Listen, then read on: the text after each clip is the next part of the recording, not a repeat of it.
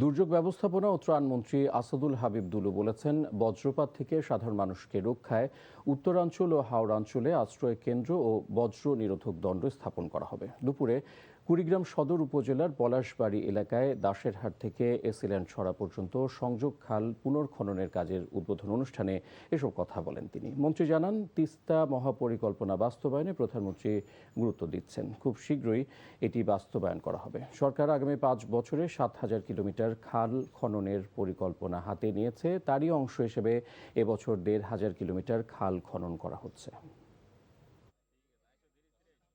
তিস্তা মহাপরিকল্পনা সেটিও মাননীয় প্রধানমন্ত্রী এটা অত্যন্ত গুরুত্ব সহকারে দেখছেন। আমাদের মন্ত্রণালয় থেকে 64টি জেলার মধ্যে 63টি জেলায় আমাদের এটা পরিচালিত হচ্ছে।